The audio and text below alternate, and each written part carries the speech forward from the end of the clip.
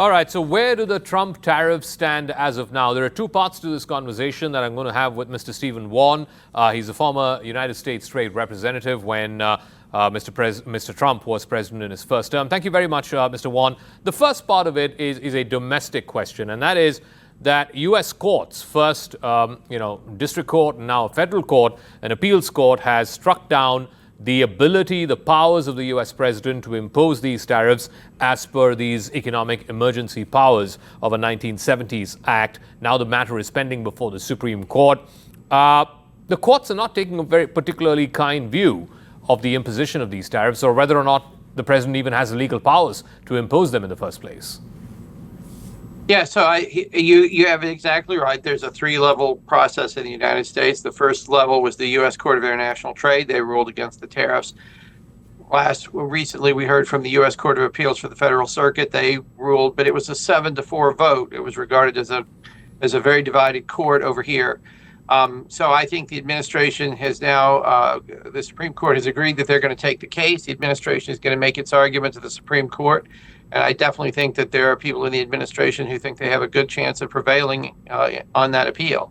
And obviously that will be the ruling, and that will be the one that decides for all of us whether the president has the power to impose these tariffs or not. The case that was made before the previous two courts, and the courts didn't quite buy that view, is that this is not an economic emergency, and that the president does not have the powers. If anybody has the powers, it's the United States Congress that has the powers to use these during an economic emergency, which they were not able to convince the courts of. How do you view that?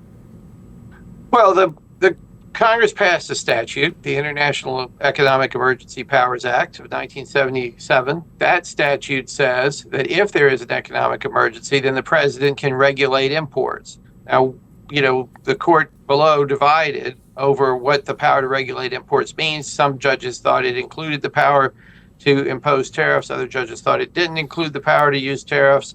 Still, other judges thought, well, he might be able to impose tariffs, but he can't impose this many tariffs.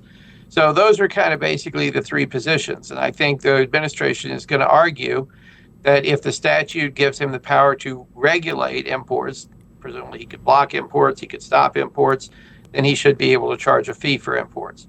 And we'll see how that argument goes at the Supreme Court. I want to talk about the negotiations with India. Of course, India has been slapped with two sets of tariffs. First, the 25% reciprocal tariffs, and then there is another 25%, the oil tariffs. And I want to deal with the oil tariffs first, because the view here in India is it's unfair, it's unjustified. India is the only country that's been singled out for these oil tariffs. There are other countries, i.e. China, which import a hell of a lot more Russian oil than India does, but there are no tariffs on China. How do you view that? Well, I mean, look, so I think the oil tariffs are actually much closer to kind of a traditional economic emergency, right? In other words, this statute has been used many, many times to sanction people who are acting in ways that the U.S. feels is improper.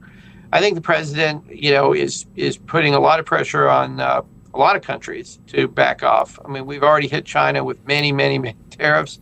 Some of the tariffs on China are much more severe than anything that we have on India. So I feel like the president is trying to put pressure on both China and India to stop buying this oil from Russia so that we could cut off the war machine, so that we can finally have peace in that part of the world. And I think that's what you're seeing him try. I don't think it's just India. I think it's both India and China.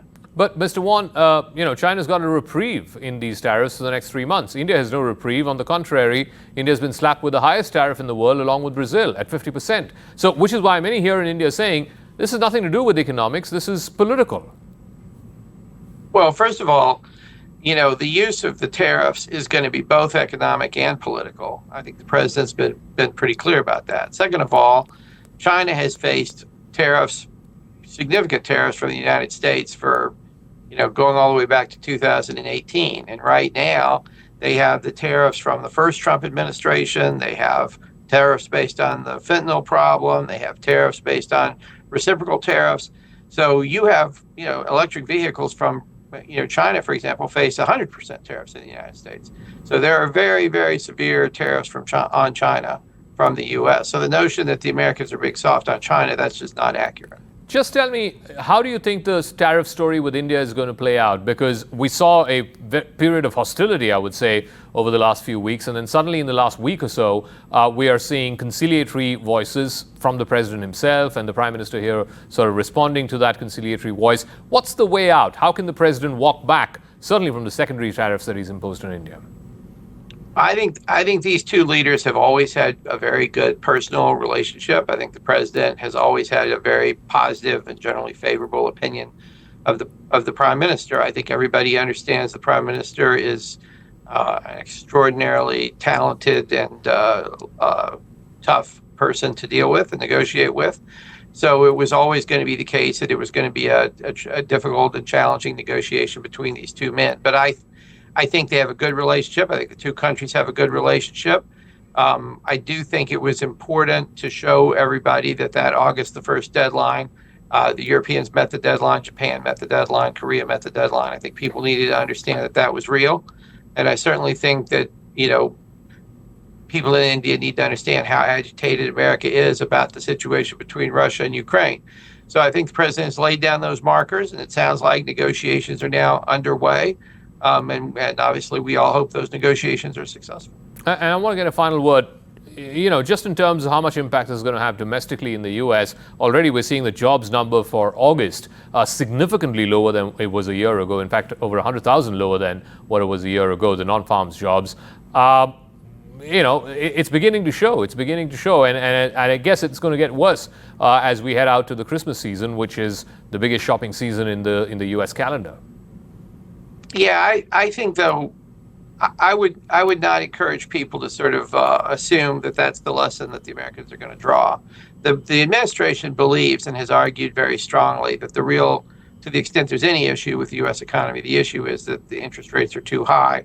And I think they expect interest rate cuts within the next month or so, and that should have a stimulative effect on the U.S. economy. The administration is very, very optimistic about the state of the U.S. economy as we head into Christmas and as we head into next year. They do not believe that the tariffs are having a negative effect. So but at some point, the tariffs are going to be passed on to the American consumer. I mean, you got to remember a couple of. We'll have to kind of wait and see about that. I mean, the truth is that the presence of tariffs doesn't necessarily give any companies more pricing power in the United States. And the reality of it is that up to this point, the companies have not been able to pass along the price of tariffs. Okay, Mr. Stephen Vaughn, former U.S. Trade Representative in Trump 1.0. Thank you very much for joining us. Thank you for having me.